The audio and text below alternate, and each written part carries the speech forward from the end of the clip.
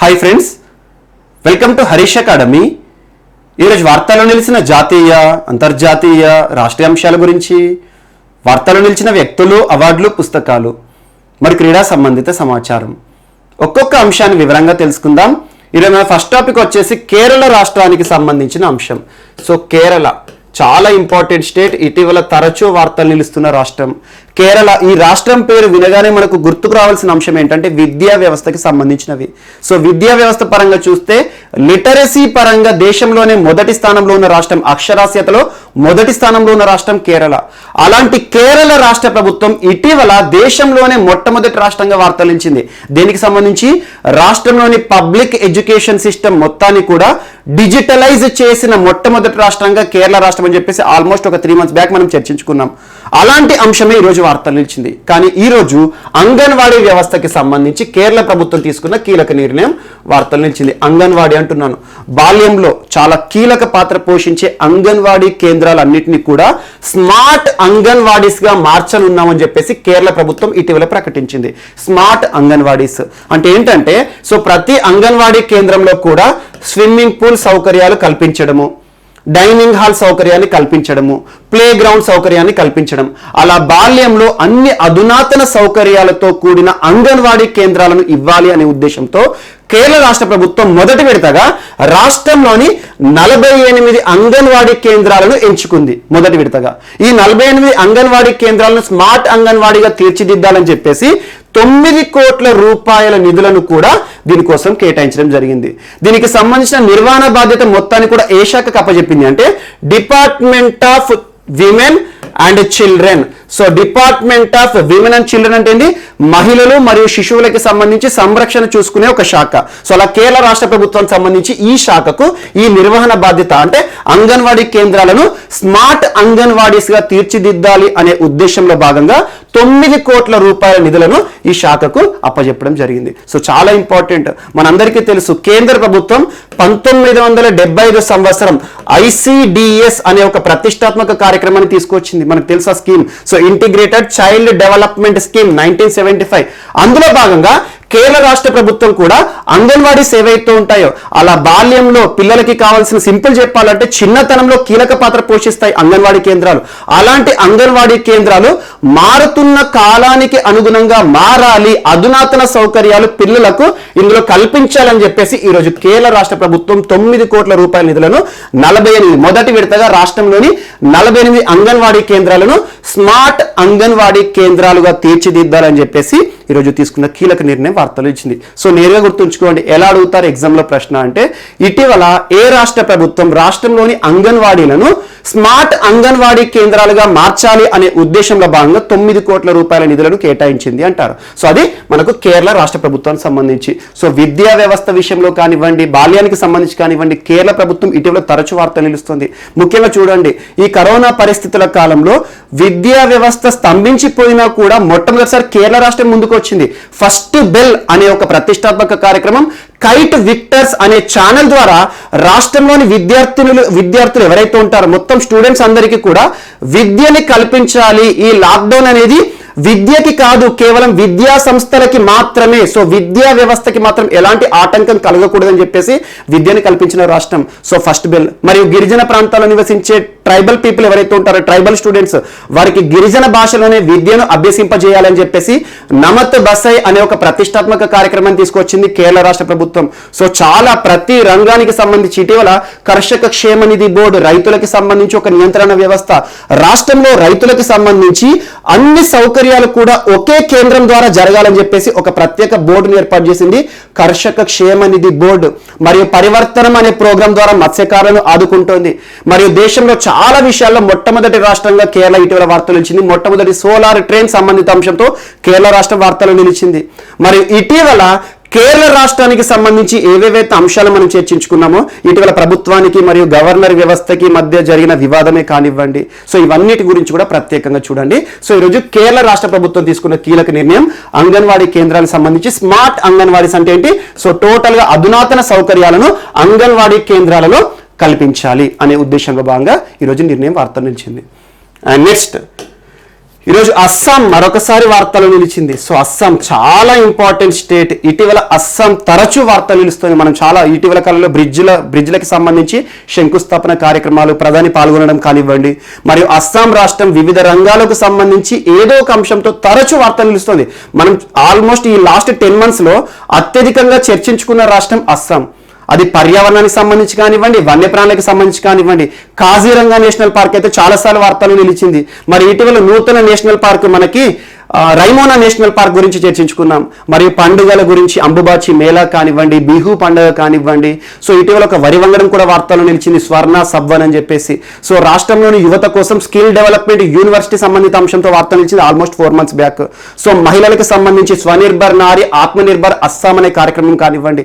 So అలా అస్సాం రాష్ట్రానికి సంబంధించి ఇటీవల మాజులి ఐలాండ్ కూడా తరచూ వార్తలు నిలుస్తుంది. మాజులి అనగానే ప్రపంచంలోని అతిపెద్ద రివరైన్ ఐలాండ్. సో అలాంటి రివరైన్ ఐలాండ్ 2 సార్లు వార్తలు ఇచ్చిన ఆ 2 అంశాలు కూడా చూడండి. సో అలా అస్సాం రాష్ట్రానికి సంబంధించి రాష్ట్ర ముఖ్యమంత్రి ప్రస్తుతం ఎవరు? సర్బానంద సోనోవాల్ గారు ఒక ఫౌండేషన్ స్టోన్ తో ఈరోజు వార్తలు నిలిచారు. ఫౌండేషన్ స్టోన్ అంటే శంకుస్థాపన కార్యక్రమం. అదేంటంటే state of art and skill university. So చాలా important, state of arts and skill university అంటున్నాను. ఈశాన్య రాష్ట్రాల్లోనే మొట్టమొదటి కళలు మరియు స్కిల్ నైపుణ్యానికి సంబంధించి ఒక యూనివర్సిటీని ఏర్పాటు చేయబోతోంది అస్సాం రాష్ట్ర ప్రభుత్వం. సో దీని ద్వారా దాదాపు 1000 కోట్ల రూపాయలు ప్రభుత్వం ఖర్చు పెట్టబోతోంది ఈ నిర్మాణం కోసం, ఈ యూనివర్సిటీ కోసం. ఇది ఎక్కడ అంటే దరాంగ్ అనే ఒక డిస్టిక్. సో డిస్టిక్ పేరు గుర్తుంచుకోండి. అస్సాం రాష్ట్రంలోని దరాంగ్ డిస్టిక్ లో ఈశాన్య రాష్ట్రాల్లోనే మొట్టమొదటి ఆర్ట్స్ అండ్ స్కిల్ యూనివర్సిటీ శంకుస్థాపన పనులను నిన్నటి రోజున రాష్ట్ర ముఖ్యమంత్రి సర్బానంద సోనోవాల్ గారు ప్రారంభిస్తూ వార్తలు నిలిచారు. చాలా ఇంపార్టెంట్. సో అలా 1000 కోట్ల రూపాయలతో రానున్న రోజుల్లో ప్రతి ఏటా 10,000 మంది యువకులు ఎవరైతే ఉంటారో ఆ యువకులందరికీ కూడా కళలు మరియు నైపుణ్యం విషయంలో ప్రత్యేకంగా వారికి కొన్ని శిక్షణ కేంద్రాలను ఏర్పాటు చేస్తుంది యూనివర్సిటీ పరిధిలో. సో చాలా ఇంపార్టెంట్. సో ఈశాన్య రాష్ట్రాలనే మొట్టమొదటి ఆర్ట్స్ అండ్ స్కిల్ యూనివర్సిటీ ఇటీవల ఏ రాష్ట్రంలో ఏర్పాటు కానుంది అంటే అస్సాం రాష్ట్రంలో దరాంగ్ జిల్లాలో. ఈ యూనివర్సిటీ నిర్మాణ పనులు ఎప్పటికీ పూర్తవుతాయంటే 2026 సంవత్సరం వరకు. చాలా ఇంపార్టెంట్. యువత కోసం మరొకసారి వార్తలు ఇచ్చింది అస్సాం రాష్ట్ర ప్రభుత్వం. ఆ యూనివర్సిటీ పేరేంటి? ఇప్పటివరకు ఈశాన్య రాష్ట్రాలు ఇలాంటి యూనివర్సిటీ లేదు. వాస్తవం చెప్పాలంటే దేశంలో కూడా ఎక్స్క్లూజివ్ గా ఆర్ట్స్ అండ్ స్కిల్స్ కోసం ప్రత్యేక యూనివర్సిటీ లేదు. అలాంటిది మొట్టమొదటి విశ్వవిద్యాలయం ఆర్ట్ అండ్ స్కిల్ యూనివర్సిటీ సంబంధిత అంశంతో అస్సాం ప్రభుత్వం వార్తలు ఇచ్చింది. ఇందుకోసం ఈ నిర్మాణ పనుల కోసం 1000 కోట్ల రూపాయల నిధులను కేటాయించడం. సో దాదాపు ప్రతి ఏటా కూడా యూనివర్సిటీ నిర్మాణ పనులు పూర్తయి యూనివర్సిటీ కనుక ప్రారంభమైందనుకోండి, సో దీనికి సంబంధించి కార్యకలాపాలు ప్రారంభమైతే ప్రతి ఏటా కూడా 10,000 మంది యువతకి సో ప్రత్యేక కళల విషయంలోనూ మరియు నైపుణ్యం విషయంలో శిక్షణ ఇస్తుంది అన్నట్టు. సో అలా చాలా ఇంపార్టెంట్. ఎలా అడుగుతారు ప్రశ్న అంటే ఇటీవల ఏ రాష్ట్రంలో ఈశాన్య రాష్ట్రాల్లోనే మొట్టమొదటి state of arts and skills university సంబంధిత అంశం వార్తల్లో నిలిచింది అంటే అస్సాం రాష్ట్రానికి సంబంధించి. సో అస్సాం చాలా ఇంపార్టెంట్ స్టేట్. ఇటీవల కాలంలో మనం దాదాపు ఒక 60-70 ఇష్యూస్ చర్చించుకున్నాం. వాటన్నిటి కూడా ఒక్కసారి వెయిట్ చేయండి. ఒక రాష్ట్రం గుర్తొచ్చింది అంటే వార్తలు నిలుస్తుంది అంటే దానికి సంబంధించి అన్ని అంశాలు కూడా టకటక గుర్తు రావాలి. ఎందుకంటే ఈజీగా మనం ఎగ్జామ్లో ఐడెంటిఫై చేస్తాం. అందుకోసం దీన్ని లింక్ చేస్తూ అవన్నీ కూడా హెడ్డింగ్స్ ఇస్తున్నాను మీకు ప్రతిసారి కూడా. సో నెక్స్ట్ ఈరోజు యూపీ ఉత్తరప్రదేశ్ రాష్ట్రం వార్తలు నిలిచింది. యాక్చువల్గా రాష్ట్రానికి సంబంధించి బడ్జెట్ ఉంటుంది కదా. సో అలా యూపీ రాష్ట్ర ప్రభుత్వం బడ్జెట్ సమావేశాల్లో భాగంగా నిన్న బడ్జెట్ని ప్రవేశపెట్టింది. సో బడ్జెట్ అంటున్నాను. సో రాష్ట్రానికి సంబంధించి రానున్న ఆర్థిక సంవత్సరంలో ఏ రకంగా ప్రభుత్వం ఖర్చులు చేయబోతుందని చెప్పేసి ఒక అంచనా పత్రాన్ని విడుదల చేశారు రాష్ట్ర ఆర్థిక శాఖ మంత్రి సురేష్ ఖన్నా గారు. సో సురేష్ ఖన్నా గారు ప్రస్తుతం రాష్ట్రంలో ముఖ్యమంత్రి ఎవరు? యోగి ఆదిత్యనాథ్ గారు. సో యోగి ఆదిత్యనాథ్ చాలా ఇంపార్టెంట్ పర్సన్. ఇటీవల తరచూ వార్తలు నిలుస్తున్న రాష్ట్రము. ఎక్కువగా పేరు మార్పు సంబంధిత అంశాలతో వార్తలు నిలుస్తుంది. అయోధ్య కానివ్వండి, అయోధ్య విమానాశ్రయమే కానివ్వండి, ఇటీవల కాలంలో కొన్ని రైల్వే స్టేషన్ల పేరు మార్పే కానివ్వండి, ఇటీవల కొన్ని చారిత్రక పట్టణాల పేరు మార్పు సంబంధిత అంశంతో కూడా వార్తలు నిలుస్తున్న రాష్ట్రము సో మనకి ఉత్తరప్రదేశ్ రాష్ట్రం. అండ్ ఎక్కువగా మహిళలకి సంబంధించి ఇటీవల మిషన్ శక్తి కానివ్వండి, సో మహిళలకి సంబంధించి సేఫ్ సిటీ ప్రాజెక్టే కానివ్వండి, సేఫ్టీ గ్లాస్ రూమ్స్ కానివ్వండి, సో అలా మహిళలకి సంబంధించి అయితే చాలాసార్లు మనం చర్చించుకుంటున్న రాష్ట్రం. అలాంటి ఉత్తరప్రదేశ్ రాష్ట్ర ప్రభుత్వం రానున్న ఆర్థిక సంవత్సరంలో ఏ రకంగా బడ్జెట్ని అంటే కేటాయించబోతోంది, సో ఏ రకంగా ఖర్చులు చేయబోతోంది, ఏ రంగానికి ఎంతెంత నిధులను కేటాయించబోతోంది అని చెప్పేసి నిన్న బడ్జెట్ని విడుదల చేసింది రాష్ట్ర ప్రభుత్వం. సో రాష్ట్ర ఆర్థిక శాఖ మంత్రి సురేష్ ఖన్నా గారు. సో ఈ సంవత్సరం రానున్న ఆర్థిక సంవత్సరం బడ్జెట్ ఎంత అంటే, సో చాలా ఇంపార్టెంట్, ఈ ఫిగర్ ఇంపార్టెంట్, 5.5 lakh crore, ఒక రాష్ట్రానికి 5 లక్షల కోట్ల రూపాయల బడ్జెట్ అంటే మామూలు విషయం కాదు. సో అందులో కూడా కరోనా పరిస్థితుల కాలంలో మనం ప్రతిసారి చూస్తున్నాం, కరోనా అనే ఒక కంటికి కనిపించని ఒక సూక్ష్మజీవి, ఒక వైరస్ ప్రపంచంపైనే తీవ్ర ప్రభావాన్ని చూపించింది. సో కరోనా ప్రభావం నుండి తప్పించుకున్న ఏ ఒక్క దేశం, ఏ ఒక్క ప్రాంతం లేదు. అది ఎక్కువ మొత్తంలో కానీ తక్కువ మొత్తంలో కానీ మొత్తానికైతే కరోనా ప్రభావాన్ని అయితే, దాని మనుగడని అయితే ప్రతి ప్రాంతం పైన చూపించింది. అలాంటి కరోనా విపత్కర పరిస్థితుల కాలంలో ప్రతి దేశం కూడా ఆర్థిక నష్టాన్ని చూసింది. మన దేశంలోని వివిధ రాష్ట్రాల కూడా చూడండి, ఇప్పటికి కూడా కోలుకోలేకపోతున్నారు. అండ్ మహారాష్ట్ర చూడండి, ఇప్పుడు పూణే, అమరావతి ప్రాంతాల్లో ఇప్పుడు కూడా లాక్డౌన్ వేశారు, నైట్ కర్ఫ్యూ విధిస్తున్నారు. సో కేసులను నెగ్లెక్ట్ చేయకండి, కేసులు బాగా పెరుగుతున్నాయి. ప్రస్తుతం మళ్ళీ సెకండ్ వేవ్ మన దగ్గర ప్రారంభమైంది. సో ఇలాంటి పరిస్థితుల విషయంలో కూడా, కరోనా విపత్కర పరిస్థితుల కాలంలో కూడా ఇంత పెద్ద ఎత్తున బడ్జెట్ కేటాయించడం అనేది మామూలు విషయం కాదు. సో 5.5 లక్షల కోట్ల రూపాయల బడ్జెట్ని నిన్న అసెంబ్లీలో ప్రవేశపెట్టడం జరిగింది. అండ్ యూపీకి సంబంధించి ద్విసభ విధానం ఉంటుంది. ద్విసభ విధానం అంటే ఏంటి? ఎమ్మెల్యేలు ఉంటారు, ఎమ్మెల్సీలు ఉంటారు, చాలా ఇంపార్టెంట్.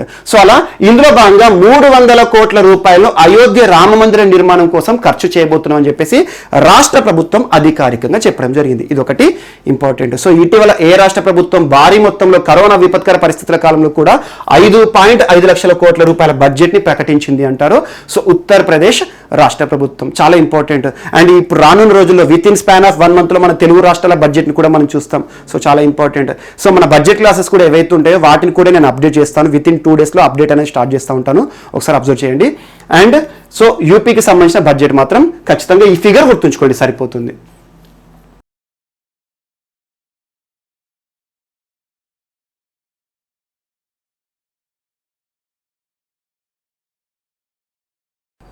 సో మన నెక్స్ట్ టాపిక్ వచ్చేసి వార్తల్లో నిలిచిన నివేదిక. ప్రపంచవ్యాప్తంగా గుర్తింపు పొందిన ప్రముఖ పర్యావరణ సంస్థ అయిన green peas, so green peas నివేదిక ఈరోజు వార్తల్లో నిలిచింది. సో గ్రీన్ పీస్ కి సంబంధించి తరచూ పోటీ పరీక్షలో ప్రశ్నలు అడుగుతున్నారు. గ్రీన్ పీస్ ప్రపంచంలో ప్రముఖ పర్యావరణ సంస్థ, పర్యావరణ అవగాహన కల్పించే సంస్థ, పర్యావరణానికి సంబంధించి నివేదికలు ఇచ్చే సంస్థ. గ్రీన్ పీస్ హెడ్ క్వార్టర్ ఎక్కడ అంటారు? ఆమ్స్టర్డామ్ ఏ దేశంలో ఉంది? చాలా ఇంపార్టెంట్ ప్లేస్. సో నెదర్లాండ్స్ లో ఉంది. సో నెదర్లాండ్స్ అన్న, డచ్ అన్న, హాలాండ్ అన్న ఒకటే. సో నెదర్లాండ్ దేశంలోని ఆమ్స్టర్డామ్ కేంద్రంగా పనిచేస్తున్న ప్రముఖ ప్రపంచ పర్యావరణ సంస్థ green peas. So green peas కి సంబంధించిన వింగ్ సౌత్ ఈస్ట్ ఏషియా ప్రాంతానికి సంబంధించి green peas south east Asia వారు విడుదల చేసిన ఒక నివేదిక ఈరోజు వార్తలు నిలిచింది. ఆ నివేదిక పేరేంటంటే cost to the economy due to air pollution. Cost to the economy due to air pollution, లేదంటే ఇంకొక పేరు కూడా ఉంది, health and economic impacts of air pollution 2020. So దీని యొక్క మీనింగ్ చూడండి, సెంటెన్స్ యొక్క అర్థం ఏంటి? Cost to the economy due to air pollution అంటే సో ఆర్థికంగా ఎంత నష్టాన్ని చూస్తున్నాం వాయు కాలుష్యం కారణంగా అనే అంశాల ప్రాతిపదికన ఒక నివేదికను విడుదల చేసింది గ్రీన్ పీస్ సంస్థ. ఇందులో భారతదేశానికి సంబంధించి 6 ప్రముఖ సిటీల పేర్లను ప్రస్తావించింది. అందులో ఎన్ని మరణాలు సంభవించాయి గడిచిన సంవత్సరంలో, 2020 సంవత్సరంలో, ఆ ప్రాణాల ఖరీదు ఎంత, ఆర్థికంగా ఏ రకంగా వాటిని కొలవచ్చు అని చెప్పేసి చాలా అంశాలను పరిగణలోకి తీసుకొని ఒక నివేదికను విడుదల చేసింది. అలా ఈ నివేదిక ఆధారంగా గడిచిన సంవత్సరం 2020 సంవత్సరంలో అత్యధికంగా వాయు కాలుష్యం బారిన పడి ప్రాణాలు ఎక్కడ కోల్పోవడం జరిగింది అంటే ఢిల్లీ. సో మన భారతదేశ రాజధాని ఢిల్లీ. ఇటీవల తరచూ మీకు చెప్తూనే ఉన్నాను, ఢిల్లీ అనే పదం వినగానే ఇటీవల ఢిల్లీ ప్రభుత్వం తీసుకుంటున్న కార్యక్రమాలు కానివ్వండి, ప్రారంభించిన అవగాహన కార్యక్రమాలు కానివ్వండి, పథకాలే కానివ్వండి, ఎక్కువగా పర్యావరణానికి సంబంధించిన మనం చూస్తున్నాం. అందుకే ప్రతిసారి చెప్తున్నాను, ఢిల్లీ వార్తలు నిలుస్తుంది అంటే 90% ఆ టాపిక్ పర్యావరణానికి సంబంధించి సంరక్షణ చర్యలు ఉంటాయి. ఇటీవల చూడండి, లాస్ట్ వీక్ మనం చూసాం స్విచ్ ఢిల్లీ క్యాంపెయిన్, అంటే ఎలక్ట్రిక్ వాహనాలకు సంబంధించి అవగాహన కల్పిస్తుంది ఢిల్లీ ప్రజలకు ప్రభుత్వము. మరియు ఇటీవల కాలంలో యుద్ధ ప్రదర్శనకే విరుద్ధ అనే కార్యక్రమం చూసాం మనం. మరియు గ్రీన్ ఢిల్లీ అనే ఒక ప్రత్యేక యాప్ రూపకల్పన చూసాం ఢిల్లీ ప్రభుత్వానికి సంబంధించి. అండ్ రెడ్ లైట్ ఆన్ గాడి ఆఫ్ అనే ఒక ప్రత్యేక అవగాహన కార్యక్రమం, సో ట్రాఫిక్ సిగ్నల్ సంబంధించి. అండ్ ఇటీవల ఢిల్లీలో సంభవిస్తున్న వాయు కాలుష్యంపై అధ్యయనం చేయడానికి, చుట్టుపక్కల రాష్ట్రాలపై అధ్యయనం చేయడానికి మదన్ బి లోకూర్ ఏకసభ్య కమిటీని వేసింది సుప్రీంకోర్టు. ఇవన్నీ అంశాలు చూడండి, స్మార్ట్ టవర్ నిర్మాణము, వివాదాలు, ఇవన్నీ ఢిల్లీకి సంబంధించినవే. సో గడిచిన సంవత్సరం 2020 సంవత్సరం కేవలం ఢిల్లీలోనే దాదాపు 54,000 మంది మరణించడం జరిగింది. 54,000 మంది మరణించారు కేవలం వాయు కాలుష్యం బారిన పడి. అందులోనూ పర్టికులేట్ మ్యాటర్ 2.5 ఆధారంగా. సో మనకు గాలిలో ఉండే రేణువులు ఉంటాయి కదా, వాటి కొలవడం అన్నట్టు. సో అవన్నీ అవసరం లేదు. సో వాయు కాలుష్యం బారిన పడి ఈ గ్రీన్ పీస్ నివేదిక ఆధారంగా గడిచిన సంవత్సరంలో ఎంతమంది మరణించారు అంటే దాదాపు 54,000 మంది. ఈ 54,000 మంది ఎవరైతే మరణించారో వారి యొక్క ప్రాణాల ఖరీదు ఆర్థికంగా కొలిస్తే ఎంతనట అంటే దాదాపు $8.1 బిలియన్. సో ఢిల్లీ $8.1 బిలియన్ నష్టాన్ని చూడడం జరిగింది ఈ ప్రాణాల ఖరీదు అని చెప్పేసి. సో ప్రాణాల ఖరీదుని ఆర్థికంగా కొలవడానికి కాస్ట్ ఎస్టిమేటర్ అనే ఒక పద్ధతిని వాడారు వీళ్ళు. కాస్ట్ ఎస్టిమేటర్ అనే ఒక పద్ధతిని వాడారు. సో ఒక్కొక్క ప్రాణం ఖరీదు ఏ రకంగా ఆర్థికంగా చూస్తే ఎంత నష్టాన్ని మనం చూడొచ్చు అని చెప్పేసి. సో అలా అత్యధికంగా ఢిల్లీలో మరణాలు సంభవించి జరిగాయి. అలా కొన్ని ఎగ్జాంపుల్, లక్నో సిటీలో 8,700 మరణాలు, ఆల్మోస్ట్ 6,500 to 8,700 అన్నారు. సో ఇవన్నీ ఫిగర్స్ అవసరం లేదు. సో లక్నో గురించి ప్రస్తావించారు. సో లక్నోలో వాయు కాలుష్యం బారిన పడి ఎంతమంది అయితే మరణించారో వారి ప్రాణాల ఖరీదు $1.1 బిలియన్ అంట. అండ్ నెక్స్ట్ మనకి ముఖ్యంగా ముంబై గడిచిన సంవత్సరంలో సెకండ్ ప్లేస్ లో ఉంది. First Delhi, second Mumbai, third Bengaluru. అత్యధికంగా వాయు కాలుష్యం బారిన పడి ప్రాణాలు కోల్పోయిన వారి ర్యాంక్స్ అనేవి మన భారతదేశంలో. సో అలా ఢిల్లీలో 54,000 మంది, ముంబైలో గడిచిన సంవత్సరంలో 25,000 మంది వాయు కాలుష్యం బారిన ఎక్స్క్లూజివ్ గా గాలి పీల్చుకొని మరణించారు అన్నట్టు. వారి యొక్క ప్రాణాల ఖరీదు ఎంత అంటే ఈ కాస్ట్ ఎస్టిమేటర్ ఆధారంగా $3.7 బిలియన్ అంట. సో చనిపోయిన వారిని కనుక మనం ఆర్థికంగా చూస్తే $3.7 బిలియన్ ఆర్థిక నష్టాన్ని చూసాము. సో అదొకటి ఇంపార్టెంట్. అండ్ థర్డ్ మనకి బెంగళూరు కూడా ఉంది. సో బెంగళూరులో గడిచిన సంవత్సరంలో 12,000 మంది వాయు కాలుష్యం బారిన పడి మరణించడం జరిగింది. సో అలా బెంగళూరు యొక్క ప్రాణం ఖరీదు ఎంత అంటే $1.7 బిలియన్. ఈ అన్ని ప్రాణాలు కోల్పోయారు కదా, సో వీరి యొక్క ప్రాణాల ఖరీదు ఎంత అంటే $1.7 బిలియన్. అండ్ ఇందులో హైదరాబాద్ కూడా ఉంది. గడిచిన సంవత్సరంలో 11,000 మంది మరణించారు. సో వారి యొక్క ప్రాణాల ఖరీదు $1.6 బిలియన్. అండ్ చెన్నై 11,000 మరణాలు, వారి యొక్క ప్రాణాల ఖరీదు $1.5 బిలియన్. సో ఈ 6 సిటీల గురించి ప్రముఖంగా ప్రస్తావించడం జరిగింది. అత్యధికంగా వాయు కాలుష్యం బారిన పడి గడిచిన సంవత్సరంలో మరణించిన వారి సంఖ్య. దీన్ని మనం కాస్ట్ ఎస్టిమేటర్ ఆధారంగా ఆర్థిక రంగంలో కనుక చూస్తే ఇంత మొత్తం నష్టం చూడండి. ప్రపంచవ్యాప్తంగా గడిచిన సంవత్సరంలో 160,000 మంది ప్రాణాలు కోల్పోయారంట. అందులో అత్యధికంగా మన దగ్గర ఉన్నారు చూడండి. సో ఈ రకంగా సో వాయు కాలుష్యం బారిన పడి మరణిస్తున్న వారు ఎవరైతే ఉంటారో వారికి సంబంధించి ఈ సిటీస్ గురించి చూడండి.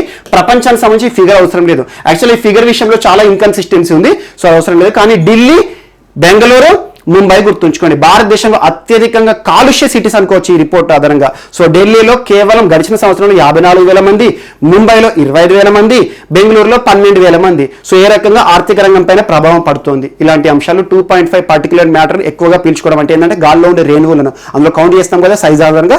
సో ఒకటి ఎక్కువగా సూక్ష్మంగా ఉండేది ఏంటంటే 2.5 అన్నట్టు. అలా PM5 అని, PM10 అని మనం చూస్తూనే ఉంటాం కదా. సో అలా PM2.5 ఆధారంగా ఈ మరణాలన్నీ సంభవించడం జరిగిందంట. సో ఇదొకటి ఇంపార్టెంట్. అండ్ మనము ప్రపంచంలో కనుక చూస్తే Delhi, Mexico and Sao Paulo, Tokyo, Shanghai ఈ సిటీస్ ని ప్రముఖంగా చర్చించింది ఈ నివేదిక.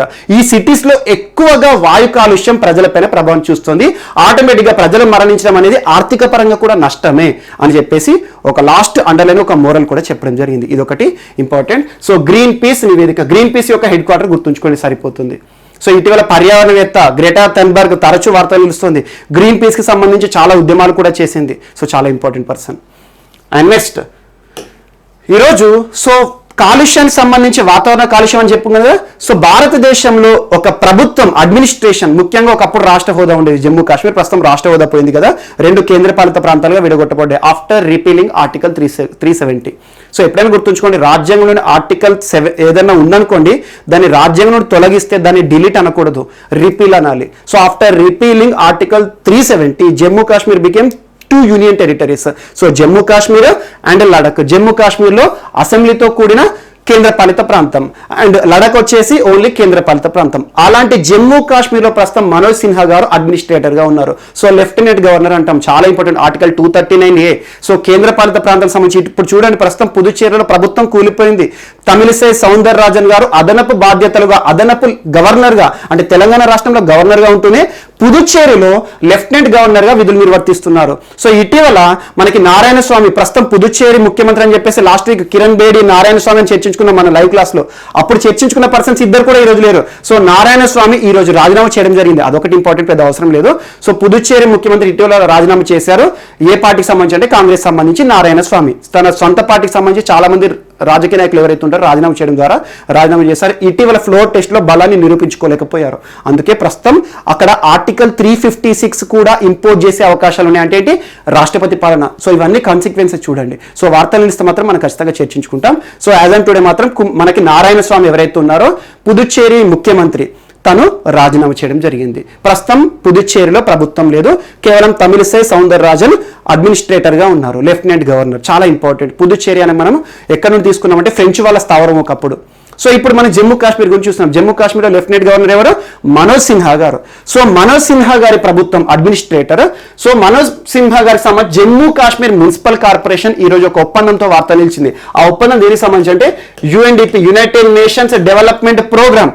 యునైటెడ్ నేషన్స్ డెవలప్మెంట్ ప్రోగ్రామ్ మనకి న్యూయార్క్ కేంద్రంగా పనిచేస్తుంది. హెడ్ క్వార్టర్ ఐక్యరాజ్య సమితి అనుబంధ సంస్థ. యుఎన్డిపి అనగానే మనకు హ్యూమన్ డెవలప్మెంట్ ఇండెక్స్ గుర్తు రావాలి, చాలా ఇంపార్టెంట్. మానవాభివృద్ధి సూచిని విడుదల చేసే సంస్థ. సో యుఎన్డిపి సంస్థతోనూ Indian pollution control association, Indian pollution control association ఇక్కడ అర్థం ఉంది. సో భారతదేశానికి సంబంధించి కాలుష్య నియంత్రణ చేసే సంస్థ.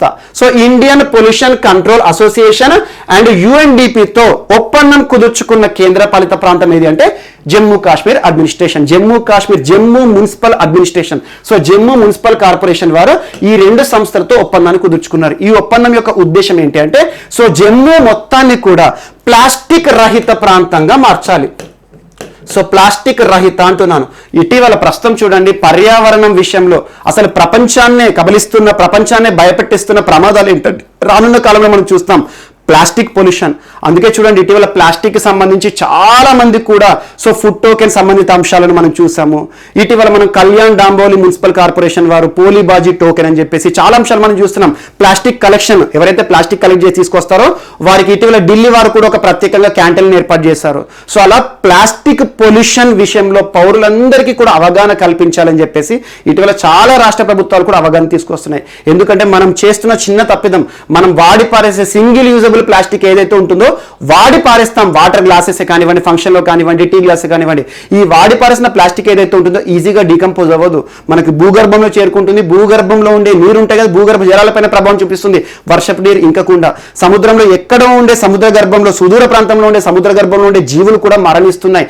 వాటి శరీరంలో మొత్తం కూడా ప్లాస్టిక్, కొన్ని టన్నుల కొద్ది ప్లాస్టిక్ చేరుతుంది. వాటి యొక్క చనిపోయిన తర్వాత వాటిని పోస్ట్ మార్టం చేస్తే టన్నుల కొద్ది ప్లాస్టిక్ బయటకు వస్తుంది. సో అలాంటి ప్లాస్టిక్ ఇంపాక్ట్ అనేది రానున్న రోజుల్లో అతిపెద్ద థ్రెట్.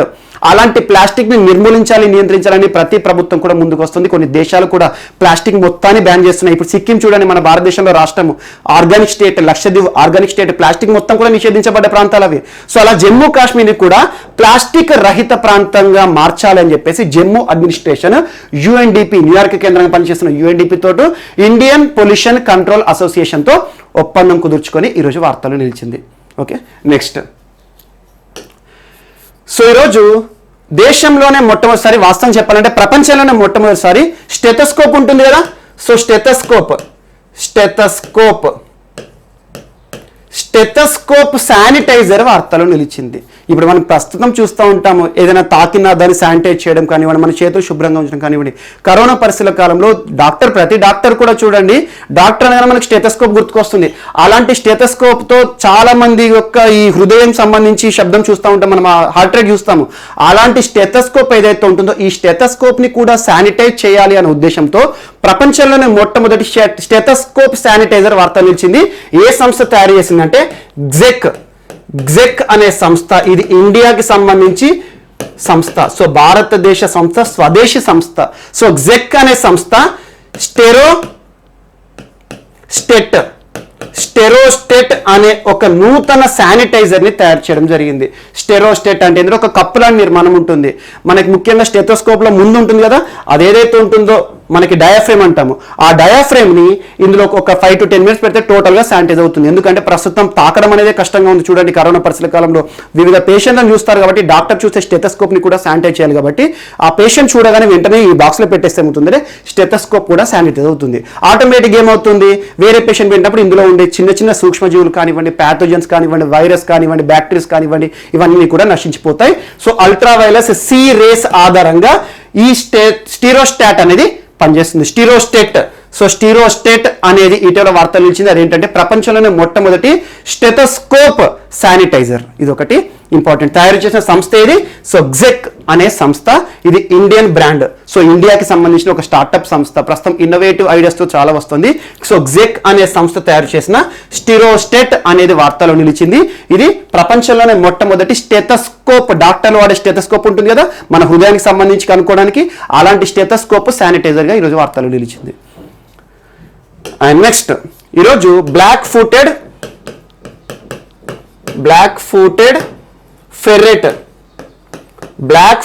ఫెర్రెట్ వార్తలో నిలిచింది. చిన్న జీవి. యాక్చువల్గా ఒకానొక పరిస్థితిలో 1981లో ఈ జీవి మొత్తానికి ఎక్స్టింక్ట్, కనుమరుగైపోయిన జీవి. కానీ 1981లో 7 జీవులు కనిపించబడి జరిగింది. సో ముఖ్యంగా నార్త్ అమెరికా ప్రాంతంలో ఉండే చిన్న జీవులు. బ్లాక్ ఫుటెడ్ ఫెర్రెట్ అంటే నల్ల పాదాలతో కూడిన ఒక చిన్న జీవి. ఎలా ఉంటుందంటే మనకి సింపుల్గా ర్యాబిట్ లాగానే ఉంటుంది. సో అలా బ్లాక్ ఫుటెడ్ ఫెర్రెట్ని ఇటీవల శాస్త్రవేత్తలు కనుగొనడం జరిగింది. కనుగొనడం అంటే ఏంటంటే సృష్టించడం జరిగింది. ఎక్కడ నుండంటే సో కొన్ని సెల్స్ ఏవైతే ఉంటాయో, స్టోర్డ్ సెల్స్, ఫ్రోజన్ సెల్స్ ఏవైతే ఉంటాయో, ఈ బ్లాక్ ఫుటెడ్ ఫెర్రెట్ యొక్క సెల్స్ ఉంటాయి కదా, అందుకే చూడండి స్టెమ్ సెల్స్ కానివ్వండి, ప్రస్తుతం మనకు సంబంధించి విత్తనాలు కానివ్వండి, మనకు సీడ్ బ్యాంక్ అంటాం, ఇంటర్నేషనల్ సీడ్ బ్యాంక్ స్టాల్వర్ట్.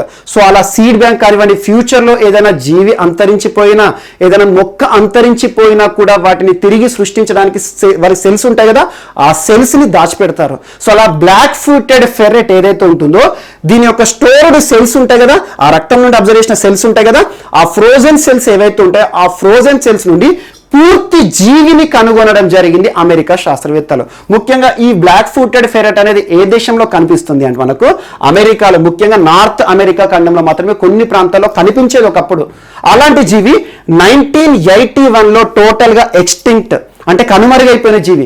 1981 వరకు లేని జీవి 1981లో 7 జీవులు మాత్రమే కనిపించడం జరిగింది. అలా అంతరించిపోతున్న ఒక జీవ జాతిని వాటి సెల్స్ నుండి సృష్టించారు అమెరికా శాస్త్రవేత్తలు. ఇది ఒకటి గుర్తుంచుకోండి. ఇటీవల అమెరికా శాస్త్రవేత్తలు అంతరించిపోయిన జీవిని వాటి యొక్క స్టోర్డ్ సెల్స్ నుండి సృష్టించడం జరిగింది అంటే బ్లాక్ ఫుటెడ్ ఫెర్రెట్, FERRET. సో నేరుగా గుర్తుంచుకోండి. దీని గురించి అంతగా మనకి ప్రశ్న అడుగుతారో లేదా అవసరం లేదు, కానీ జస్ట్ వార్తాపత్రికలు ఈరోజు ప్రముఖంగా SNT విభాగంలో కనబడుతుంది ఇటువంటి. సో ఇది ఒకటి ఇంపార్టెంట్.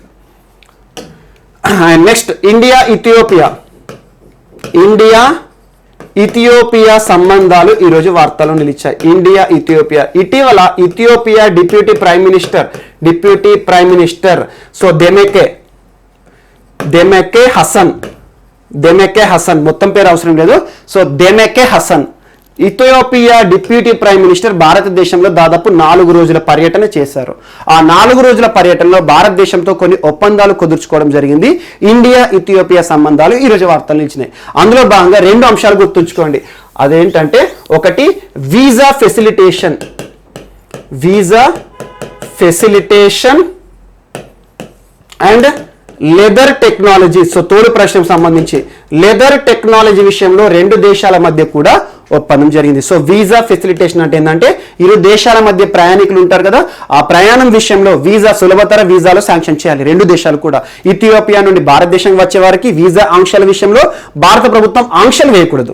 సో ఇథియోపియా ఏదైతే ఉంటుందో భారతదేశం నుండి మన విదేశాలకు వెళ్ళే వాళ్ళు ఉంటారు కదా, సో భారతీయులు ఇథియోపియాకి వీసా అనేది సులభంగా దొరుకుతున్నారు. సో వీసా ఫెసిలిటేషన్ ఒప్పందము అండ్ లెదర్ టెక్నాలజీ. సో తోలు పరిశ్రమకు సంబంధించి అధునాతన సాంకేతిక సౌకర్యాలు ఇథియోపియా భారతదేశానికి కల్పించడం జరుగుతుంది. సో ఈ యొక్క ఒప్పందంతో పాటు మనకు డిఫెన్స్ అండ్ ఎకానమీ రిలేటెడ్ కొన్ని ఒప్పందాలు వార్తలు ఇచ్చినాయి అండ్ SNT ఒప్పందాలు ఈ 2 దేశాల మధ్య కూడా కుదుర్చుకోవడం జరిగింది. సో ఇదొకటి ఇంపార్టెంట్. సో ఇండియాకి సంబంధించి సుబ్రహ్మణ్యం జయశంకర్, ఇథియోపియాకి సంబంధించి deputy prime minister and external minister కూడా, Ethiopia external minister so Demeke Hasan గారు భారతదేశ పర్యటనలో భాగంగా కుదుర్చుకున్న ఒప్పందాలు ఈరోజు వార్తల్లో నిలిచాయి. అండ్ నెక్స్ట్, సో మాల్దీవ్స్ పర్యటనలో ఉన్నారు ప్రస్తుతం సుబ్రహ్మణ్యం జయశంకర్ గారు. సుబ్రహ్మణ్యం జయశంకర్ అంటున్నాను. సుబ్రహ్మణ్యం జయశంకర్ గారు ఎవరు? ప్రస్తుతం భారత విదేశీ మంత్రిత్వ శాఖ తన ఆధ్వర్యంలోనే ఉంది. సో భారతదేశ విదేశీ శాఖ మంత్రి, ఎక్స్టర్నల్ అఫైర్స్ మినిస్టర్ అంటారు, Ministry of External Affairs. So Subrahmanyam Jaishankar గారు 2 రోజుల పర్యటనలో భాగంగా మాల్దీవ్స్ ని పర్యటించారు.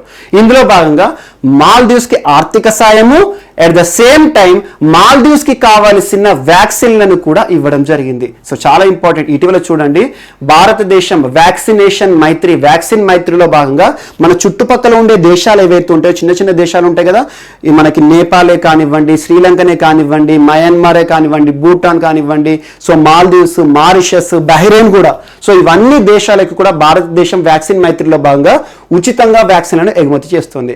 అందులో భాగంగా మాల్దీవ్స్ తరచూ వార్తలు నిలుస్తున్న దేశం. భారత్ మాల్దీవ్స్ సంబంధాలు ఇటీవల చాలాసార్లు లైన్ ఆఫ్ క్రెడిట్ వార్తలు నిలిచింది. మాల్దీవ్స్ లో క్రికెట్ స్టేడియం నిర్మాణానికే కానివ్వండి, మాల్దీవ్స్ లో హాస్పిటల్స్ నిర్మాణానికి కోసం కానివ్వండి, సో మాల్దీవ్స్ సంబంధించి ఆపరేషన్ సంజీవని గుర్తుంచుకోండి. కరోనా విపత్కర పరిస్థితుల కాలంలో ఆపరేషన్ సంజీవన్ అనేది ఏ దేశానికి సంబంధించి అంటే భారతదేశం మాల్దీవ్స్ చేసిన సాయం ఆపరేషన్ సంజీవన్ కింద వారికి కావాల్సిన essential food items, essential medicines, ఆర్థిక సాయం ఎప్పుడు కరోనా విపత్కర పరిస్థితుల కాలంలో లాస్ట్ ఇయర్. సో అలా మాల్దీవ్స్ సంబంధించి $40 million, $40 million line of credit కింద ఆర్థిక సాయం చేయడం జరిగింది సుబ్రహ్మణ్యం జయశంకర్ గారు. ఎందుకంటే యాక్చువల్గా ఈ లైన్ ఆఫ్ క్రెడిట్ ఎవరిస్తారంటే భారతదేశంలో ఎగ్జిమ్ బ్యాంక్. సో దీనికి సంబంధించి యాక్సెప్టెన్స్ ఇవ్వడం జరిగింది. అండ్ నెక్స్ట్, సో మాల్దీవ్స్ సంబంధించి దాదాపు 1 లక్ష వ్యాక్సిన్లు, కరోనా వ్యాక్సిన్లని కూడా మాల్దీవ్స్ కి ఇస్తున్నట్టుగా అప్రూవల్ ఇవ్వడం జరిగింది. ఇప్పటి వరకు ఈ 1 lakh వ్యాక్సిన్ డోసెస్ తో పాటు అంతకుముందు ఇచ్చిన 1 lakh టోటల్ గా ఇప్పటి వరకు 2 లక్షల వ్యాక్సిన్ డోసులను ఉచితంగా మాల్దీవ్స్ కి ఇవ్వడం జరిగింది భారత ప్రభుత్వం. సో ఈ రోజు 1 lakh వార్తలు ఇచ్చింది. అంతకుముందు వ్యాక్సిన్ మైత్రిలో భాగంగా మనకు అనదర్ 1 lakh ఇవ్వడం జరిగింది. అనదర్ 1 lakh వ్యాక్సిన్ డోసెస్ అంటే ఏంటంటే 1,00,000 మందికి సరిపడా వ్యాక్సిన్ డోసెస్ అన్నట్టు. So as and today Maldives కి 2 లక్షల డోసులు ఉచితంగా పూర్తిగా భారత ప్రభుత్వం ఇవ్వడం జరిగింది. ఈ 2 అంశాలు, so $40 million line of credit Exim Bank తరఫున ఇస్తున్నట్టుగా ప్రకటించారు. At the same time so Maldives కి వ్యాక్సిన్. అందుకే చూడండి, చుట్టుపక్కల దేశాలకు సంబంధించి ఇటీవల మిషన్ సాగర్ కార్యక్రమం చాలా important. Security and growth for all in the reason. చుట్టుపక్కల దేశాలతో సాన్నిహిత్యం మనకు ఉంటే, మంచి సంబంధాలు ఉంటేనే ఎప్పటికైనా ఫ్యూచర్లో కూడా మన శత్రు దేశాల నుండి మనం ఉండగలుగుతాం. ఎగ్జాంపుల్ చూడండి, ఈరోజు శ్రీలంక పర్యటనలో ఇమ్రాన్ ఖాన్, ప్రస్తుతం పాకిస్తాన్ ప్రధాని, శ్రీలంక పర్యటనలో ఉన్నారు. యాక్చువల్గా షెడ్యూల్ ప్రకారం ఏంటంటే ఇమ్రాన్ ఖాన్ శ్రీలంక పార్లమెంట్లో ప్రసంగం ఇవ్వాలి. కానీ శ్రీలంక ఏం ఆలోచించింది ప్రభుత్వం అంటే, ఈ పార్లమెంట్ ప్రసంగం అనేది కాంట్రవర్సీ అవుతుంది. ఎందుకంటే ప్రస్తుతం భారతదేశానికి శ్రీలంకకు మంచి సంబంధం లేదు కాబట్టి ఆ ఇమ్రాన్ ఖాన్ భారత్కి వ్యతిరేకంగా శ్రీలంక పార్లమెంట్ లో మాట్లాడితే భారతదేశానికి దూరమయ్యే అవకాశాలు ఏర్పడవచ్చు అని చెప్పేసి ఇమ్రాన్ ఖాన్ శ్రీలంక పార్లమెంట్ లో ప్రసంగాన్ని కూడా క్యాన్సిల్ చేసింది శ్రీలంక ప్రభుత్వం. చాలా ఇంపార్టెంట్. ఇది ఒక బిట్గా యాడ్ చేసుకోండి. ఈరోజు ఏ దేశము ఇమ్రాన్ ఖాన్ పర్యటన ఆ దేశంలో భాగంగా ఆ పర్యటిస్తున్న సమయంలో ఆ దేశ పార్లమెంట్లో ఒక అజెండా ఉంది, అక్కడ ప్రసంగించాలి. కానీ భారత్తో ఉన్న సంబంధాల కారణంగా శ్రీలంక ప్రభుత్వం ఏం చేసిందంటే ఇమ్రాన్ ఖాన్ పార్లమెంట్లో ప్రసంగించకూడదు అని చెప్పేసి ఆ ప్రసంగాన్ని కూడా రద్దు చేసింది. ఇది ఒక అవమానంగా భావించవచ్చు.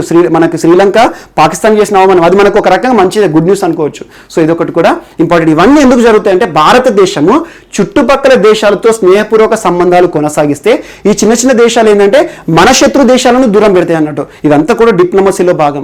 సో ఈరోజు ఇండియా మాల్దీవ్ సంబంధాలు వార్తలు నిలిచాయి. And next, so K9 Vajra howitzer, K9 Vajra howitzer అంటున్నాను. హోవిట్జర్ అంటే ఏంటంటే ఒక యుద్ధ ట్యాంక్, అధునాతన సౌకర్యాలతో కూడిన ఒక యుద్ధ ట్యాంక్. ఈ యుద్ధ ట్యాంక్ని ఎవరు తయారు చేశారంటే L&T సంస్థ, L&T లార్సెన్ అండ్ టోర్బో. నిన్నటి క్లాస్ లో కూడా వార్తలు ఇచ్చింది. L&T వారు తయారు చేసిన ICG Indian coast guard interceptor boat C453 అని నిన్నటి క్లాస్ లో మనం చర్చించుకున్నాం. ఒక అధునాతన బోటు, దాన్ని కూడా L&T తయారు చేసింది. సో అలా L&T వారు తయారు చేసిన పూర్తి అధునాతన సౌకర్యాలతో కూడిన అడ్వాన్స్డ్ యుద్ధ ట్యాంక్. ఇది 100th K9 వజ్రా యుద్ధ ట్యాంక్. 100th అంటే ఇప్పటివరకు 99 ఇవ్వడం జరిగింది. సో అలా 100th K9 వజ్రా హోవిట్జర్ యుద్ధ ట్యాంక్ ని ఆర్మీకి అప్పచెప్పారు. సో మనకి ఆర్మీ చీఫ్ ఎవరు? మనోజ్ ముకుంద్ నరవానే గారు ఈరోజు సైన్యంలోకి తీసుకోవడం జరిగింది. ఎక్కడ అంటే హజీరా. హజీరా కొన్ని ప్రాంతాల పేరు వినగానే ఆ రాష్ట్రం పేరు గుర్తుకు రావాలి. హజీరా ఎక్కడ ఉంది అంటే గుజరాత్. సో గుజరాత్లోని హజీరా వద్ద దీన్ని సైన్యం యాక్సెప్ట్ చేసింది ఎల్ఎన్టీ సంస్థ నుండి. ఆర్మీకి సంబంధించి చీఫ్ ఎవరు ప్రస్తుతం?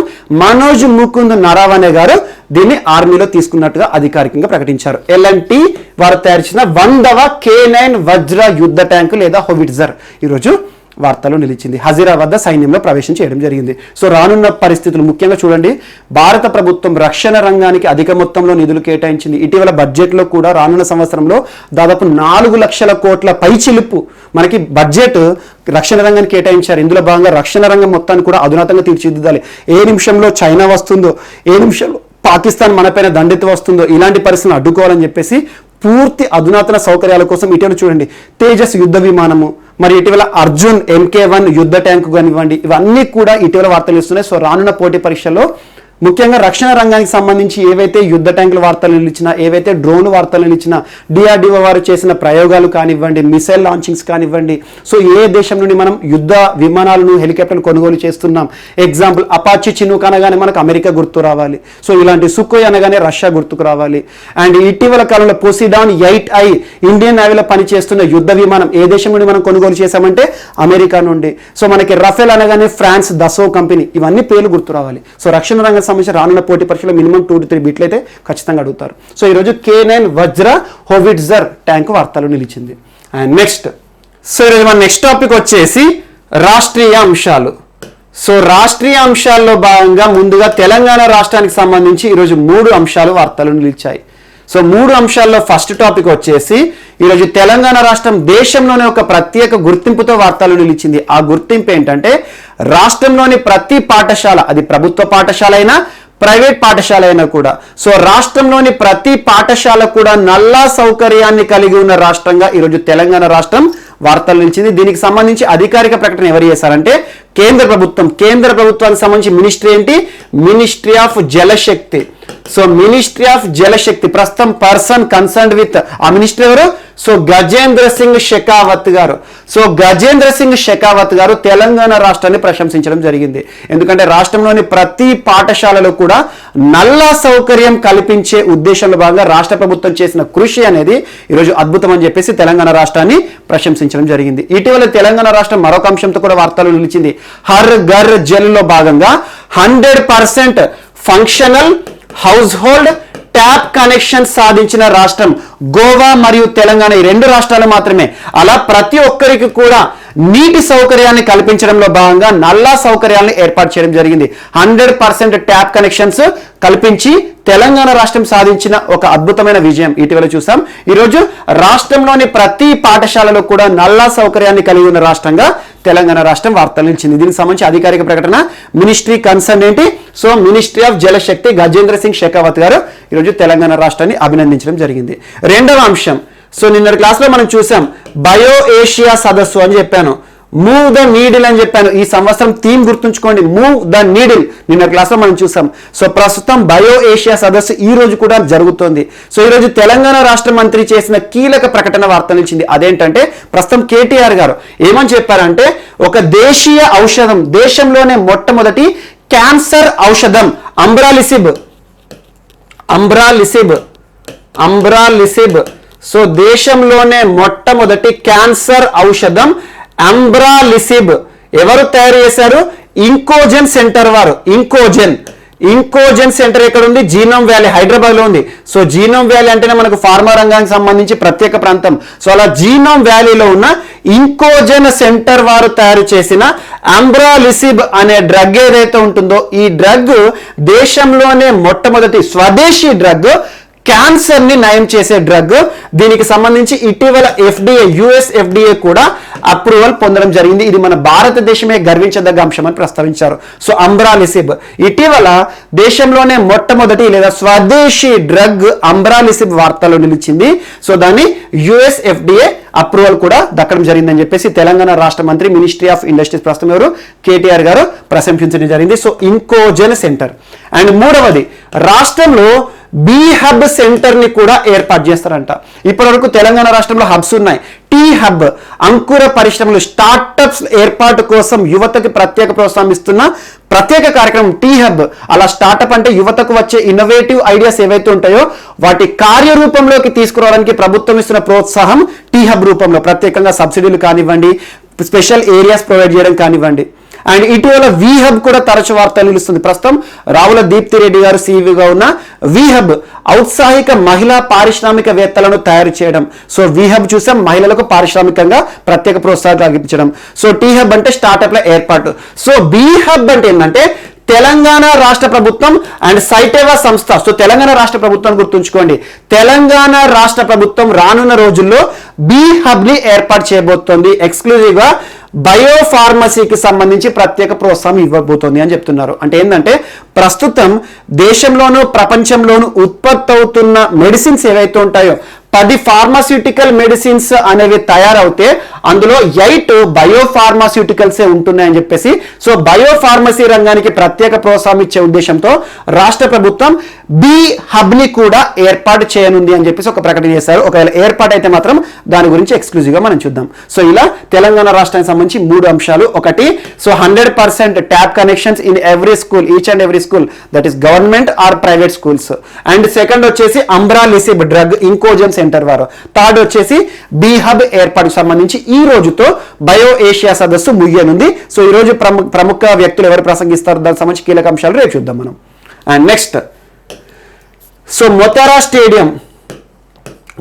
స్టేడియం ఈరోజు వార్తలు నిలిచింది. చాలా ఇంపార్టెంట్. మొతెరా స్టేడియం ప్రత్యేకత ఏంటంటే ప్రస్తుతం ప్రపంచంలోనే అతిపెద్ద క్రికెట్ స్టేడియంగా ఈరోజు రికార్డు సృష్టించనుంది.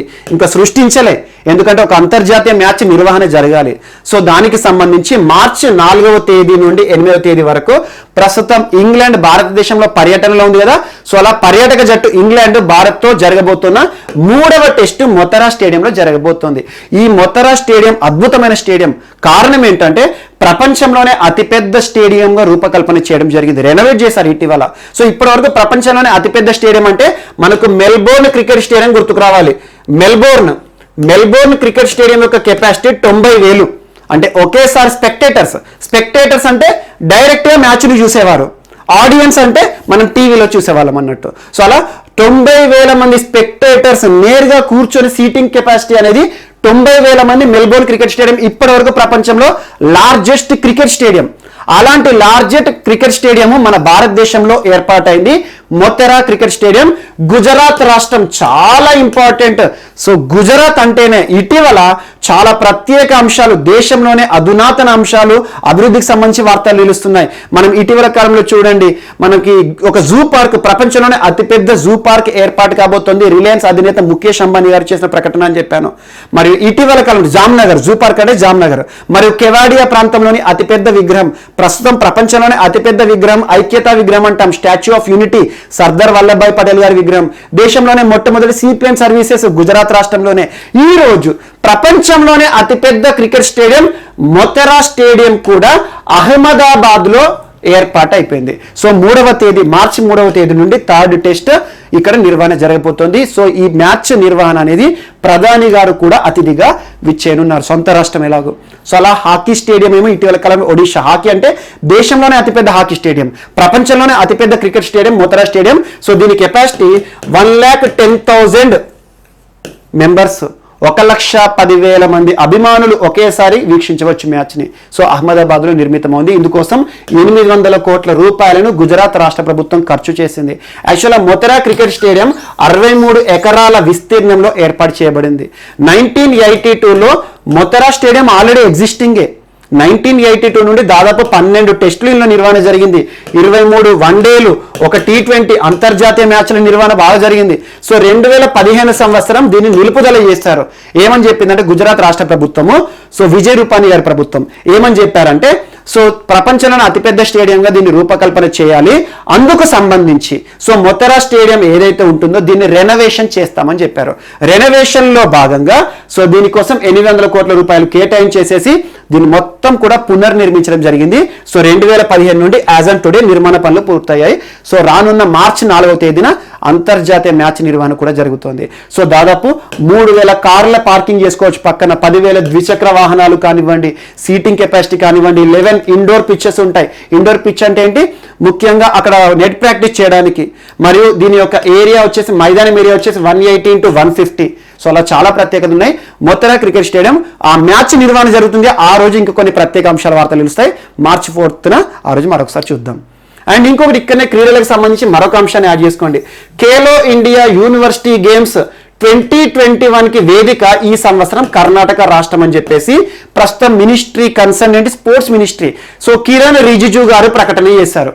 కిరణ్ రిజిజు గారు ప్రస్తుతం మినిస్ట్రీ ఆఫ్ స్పోర్ట్స్ అండ్ అదనపు బాధ్యతలు కూడా ఒక మంత్రిత్వ శాఖను అప్పచెప్పారు ఇటీవల, మినిస్ట్రీ ఆఫ్ ఆయుష్. ఎందుకంటే శ్రీపాద వైనాయక్ యశోనాయక్ గారు ఇటీవల రోడ్డు ప్రమాదంలో గాయపడ్డారు. కోలుకునే వరకు కూడా తనకు కన్సర్న్ మినిస్ట్రీ ఏదైతే ఉంటుందో ఆయుష్ మంత్రిత్వ శాఖని కూడా తనకి అప్పచెప్పారు. సో అలా స్పోర్ట్స్ మినిస్టర్ కిరణ్ రిజిజు గారు. సో కిరణ్ రిజిజు గారు ఏం చెప్పారంటే 2021 ఈ సంవత్సరం 2వ ఖేలో ఇండియా యూనివర్సిటీ గేమ్స్ వేదిక కర్ణాటక రాష్ట్రం బెంగళూరు వేదికగా జరుగుతాయి, జైన్ యూనివర్సిటీ అని చెప్పారు. జైన్ యూనివర్సిటీ. సో దీనికి సంబంధించి డేట్స్ మాత్రం అఫీషియల్ గా డిక్లేర్ చేయలేదు. సో చూద్దాం. So Khelo India university games ముఖ్యంగా అండర్ 25, సో 25 ఇయర్స్ లోపు వారు మాత్రమే పార్టిసిపేట్ చేసే క్రీడలు. ఈ సంవత్సరం ప్రత్యేకత ఏంటంటే కొన్ని చారిత్రక క్రీడలు, ఎగ్జాంపుల్ మల్లకంబు, యోగాసనం కానివ్వండి, కలరియ పట్టు కానివ్వండి, తన్ఖా క్రీడ కానివ్వండి, ఇలాంటివి ఏవైతే ఉంటాయో ఇందులో మొట్టమొదటిసారి ప్రదర్శించడం చేయబోతున్నారు. అంటే మొట్టమొదటిసారి ఇందులో ఆడిపించబోతున్నారు. ఇదొకటి important. So Khelo India university games వేదిక జైన్ యూనివర్సిటీ, బెంగళూరు, కర్ణాటక. ఇదొకటి గుర్తుంచుకోండి. And next Mohan Delkar sitting MP Dadra Nagar Haveli నిన్నటి రోజున మరణించడం జరిగింది. యాక్చువల్లీ సిట్టింగ్ ఎంపీ అంటున్నాను, ఇండిపెండెంట్ ఎంపీ, ఏ పార్టీతో సంబంధం లేదు, స్వతంత్రంగా గెలుపొందడం జరిగింది. ఇటీవల దాద్రా నగర్ హవేలీ గడిచిన సంవత్సరం మనం చూసాము 2020 సంవత్సరం జనవరి 26వ తేదీ నుండి దాద్రా నగర్ హవేలీ అండ్ దయ్యూ దామన్ 2 కేంద్రపాలిత ప్రాంతాలు మర్జింగ్ జరిగింది. సో అలా దాద్రా నగర్ హవేలీ ప్రస్తుత ఎంపీ, ఇండిపెండెంట్ ఎంపీ, సో ఒక హోటల్లో బస చేస్తూ ఆత్మహత్యకు పాల్పడడం జరిగింది. సూసైడ్ నోట్ కూడా దొరికింది. సో దీనికి సంబంధించి మనకి ఇంకా అధికారికంగా తెలియదు కానీ సో మోహన్ దేల్కర్ ఇటీవల మరణించారు. MP, sitting MP. ఏ ప్రాంతానికి సంబంధించిన వ్యక్తి అంటే దాద్రా నగర్ హవేలీకి సంబంధించి MP Mohan Delkar. And next ఈరోజు వార్తలు ఇచ్చిన పుస్తకం they made what they found what అనే ఒక పుస్తకం, చిన్నపిల్లలకి సంబంధించిన ఒక పుస్తకం. They made what they found what అనే పుస్తక రచయిత ఎవరు అంటారు, శ్వేత తనేజా. యాక్చువల్ ఒక ఇన్నోవేటర్, ఒక చిన్న సైంటిస్ట్ అనుకోవచ్చు మనం. చిన్నపిల్లలకు సంబంధించి ఇన్నోవేటివ్ ఐడియాస్, డిస్కవరీస్, ఎలా వాళ్ళ యొక్క మేధా సామర్థ్యాన్ని పెంచుకోవచ్చు, అలా చిన్నపిల్లలకు సంబంధించిన ఎక్స్క్లూజివ్ బుక్తో మన ముందుకు రావడం జరిగింది శ్వేత తనేజా గారు. ఆ పుస్తకం పేరు గుర్తుంచుకోండి, చిన్నపిల్లలకు సంబంధించి ఒక కామిక్ పుస్తకం అనుకోవచ్చు. So they made what they found what అనే పుస్తక రచయిత ఎవరు అంటారు, stories of daring discoveries by Indian scientist. అంటే ఏంటంటే భారతదేశంలో ప్రఖ్యాత శాస్త్రవేత్తలు ఎవరైతే ఉంటారో, మన చరిత్రలో చాలా మంది శాస్త్రవేత్తలు కదా, వారు ఎలాంటి డిస్కవరీలు చేశారు, ఏమేమి ఇన్నోవేటివ్ థింగ్స్ చేశారు, ఇన్నోవేషన్స్ ఏంటి, ఇలాంటివన్నీ కూడా ఇన్వెన్షన్స్, డిస్కవరీస్ సంబంధించి ఒక పుస్తకాన్ని ఏ రకంగా మన యువత కూడా, మన చిన్న పిల్లలు కూడా ఏ రకంగా అద్భుతంగా ప్రయోగాలు చేసి దేశంలో ఒక యువతగా మారొచ్చు అని చెప్పేసి ఒక పుస్తకం తీసుకురావడం జరిగింది. They found what stories of indigenous inventions by Indian scientist. So they made what they found what పుస్తక రచయిత ఎవరంటే Shweta Taneja. And next runway to skilled India అంటే నైపుణ్యమైన భారతదేశానికి పయనం అన్నట్టు. So runway to skilled India అనే పుస్తక రచయిత ఎవరంటే Darlie O Koshy. So India crafts week ముగిసింది ఇటీవల, ఫిబ్రవరి 18 నుండి 20th వరకు ఇండియన్ క్రాఫ్ట్ వీక్ లో ఈ పుస్తకాన్ని లాంచ్ చేయడం జరిగింది. సో ఆ పుస్తకం పేరు ఏంటంటే runway to skilled India. So ప్రముఖ వ్యక్తి, యాక్చువల్ ఎకనామిస్ట్ మరియు వివిధ రంగాల్లో గుర్తింపు పొందిన వ్యక్తి, ఆథర్ పేరు గుర్తుంచుకోండి, డాక్టర్ డార్లీ ఓ కోషి గారు రాసిన పుస్తకం. సో అక్కడ ఏమి ఇచ్చారు కొటేషన్ అంటే, I was inspired by aspirations of Indian youth. So భారతదేశంలో యువతకి సంబంధించి ఎక్స్క్లూజివ్ గా ఇన్నోవేటివ్ ఐడియాస్ ప్రొవైడ్ చేస్తూ ఒక పుస్తకాన్ని రాయడం జరిగింది, runway to skilled India. Author పేరు గుర్తుంచుకోండి సరిపోతుంది. సో డార్లీ ఓ కోషి, డాక్టర్ డార్లీ ఓ కోషి గారు రాసిన పుస్తకం యూత్కి సంబంధించి స్కిల్డ్ ఇండియాకి రూపకల్పన చేయడంలో భాగంగా. ఒక ప్రముఖ కార్పొరేట్ లీడర్ అంటే ఏంటంటే వ్యాపార రంగానికి సంబంధించిన ప్రముఖ వ్యక్తి రాసిన ఒక క్రికెట్ పుస్తకం వార్తలు నిలిచింది. సో వ్యాపారవేత్త రాసిన క్రికెట్ పుస్తకం. ఇందులో ఏం చేశారంటే వ్యాపార రంగాన్ని మరియు క్రికెట్ని రెండింటిని కూడా కంపేర్ చేస్తూ రాయడం జరిగింది. ఆ పుస్తకమే ఈరోజు వార్త నిలిచింది. Leadership lessons from 22 yards. So 22 yards అంటే ఏంటి? పిచ్ అన్నట్టు. పిచ్ అంటే ఏంటి? క్రికెట్లో ఆడే ప్రాంతం ఉంటుంది కదా, బౌలింగ్ బ్యాటింగ్ చేసే ప్రాంతం. సో 22 yards పిచ్ సంబంధించింది అన్నట్టు. సో అలా లీడర్షిప్ లెసన్స్ ఫ్రమ్ 22 yards అనే పుస్తక రచయిత ఎవరంటే ప్రముఖ కార్పొరేట్ లీడర్, దేశంలోని గుర్తింపు పొందిన వ్యాపారవేత్త. తన పేరు శ్రీకాంత్ రామ్. సో శ్రీకాంత్ రామ్ గారు ఈ పుస్తకాన్ని ఎవరు ఆవిష్కరించారు, ఎవరు ముందు మాట రాశారంటే దిలీప్ వెంగ్ సర్కార్. సో దిలీప్ వెంగ్ సర్కార్ ఎవరంటే అంతకుముందు క్రికెట్ సెలక్షన్ కమిటీ చీఫ్గా కూడా ఉండే దాదాపు 2 years బ్యాక్. దిలీప్ వెంగ్ సర్కార్ గారు ఫార్వర్డ్ అంటే ముందు మాట రాసిన పుస్తకం. సో అలా క్రీడా జీవితం ఏ రకంగా ఉంటుంది, వ్యాపార జీవితం ఏ రకంగా ఉంటుందని కంపారిజన్ రాయడం జరిగింది.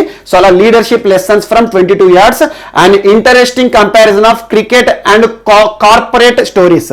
సో కార్పొరేట్ అంటే వ్యాపార రంగానికి సంబంధించి, క్రికెట్ సంబంధించి స్టోరీస్ అన్నిటి కూడా కంపేర్ చేయడం జరిగింది. సో ఏ రకంగా క్రికెట్ జీవితం ఉంటుంది, ఏ రకంగా వ్యాపార జీవితం ఉంటుందని అలాంటి ఒక పుస్తకం ఈరోజు ఎవరు రాశారంటే శ్రీకాంత్ రామ్ గారు రాశారు. సో ప్రముఖ వ్యాపారవేత్త, corporate leader. So leadership lessons from 22 yards పుస్తకం ఇటీవల వార్తలు ఇచ్చింది.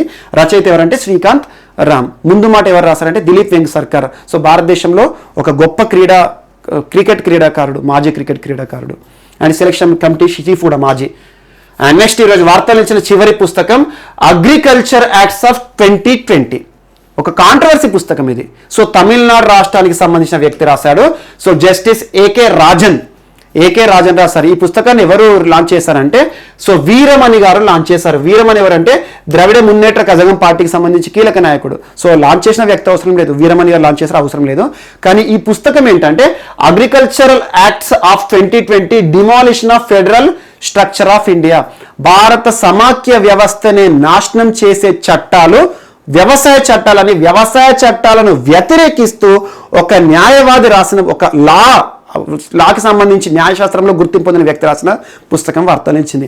ఆ పర్సన్ ఎవరంటే డాక్టర్ జస్టిస్, సో మాజీ న్యాయమూర్తి డాక్టర్ జస్టిస్ ఏకే రాజన్ గారు రాసిన పుస్తకం. సో వ్యవసాయ చట్టాలకు సంబంధించి ఎందుకు ఘర్షణలు జరుగుతున్నాయి, ఎందుకు రైతులు పోరాటం చేస్తున్నారు, ఇందులో ఉన్న కాంట్రవర్సీ ఏంటి, సో ఈ అవగాహన లోపం ఏంటి, ఇలాంటి అంశాలన్నింటినీ కూడా పొందుపరిచి వ్యవసాయ చట్టాలకు సంబంధించి demolition of federal structure in India అంటే భారతదేశంలో సమాఖ్య లక్షణాలు ఉంటాయి మన రాజ్యాంగంలో, అలాంటి సమాఖ్య లక్షణాలను ఏ రకంగా మనకు పక్కన దారి పట్టించారు కేంద్ర ప్రభుత్వం అని చెప్పేసి చాలా అంశాలు పెట్టారు. సో అలా వ్యవసాయ చట్టాలకు సంబంధించి ఒక పుస్తకాన్ని రాశారు ఒక జస్టిస్. తన పేరేంటి?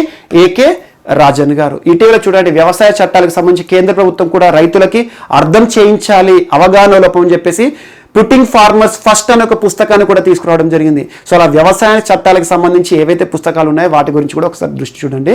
సో ఈరోజు agriculture acts of 2020 demolition of Indian federal structure. So భారతదేశ సమాఖ్య వ్యవస్థ ఏ రకంగా దారుణంగా పతనం అయిపోయింది ఈ చట్టాల ద్వారా అని చెప్పేసి ఒక పుస్తకం వార్తలో నిలిచింది. సో ఆథర్ పేరు గుర్తుంచుకోండి, జస్టిస్ ఏకే రాజన్ గారు రాసిన పుస్తకం. ఇవి మనకి ఈరోజు వార్తలు నిలిచిన పుస్తకాలు, వార్తలు నిలిచిన వ్యక్తులు, అంశాలు, అంతర్జాతీయ అంశాలు, రాష్ట్రీయ అంశాలు. మిస్లేనియస్ అంశాలు ఏమైనా మిగిలిపోతే మాత్రం మనం రేపటి క్లాస్లో యాడ్ చేసుకొని నేర్చుకుందాం. రేపు కలుద్దాం. Thank you.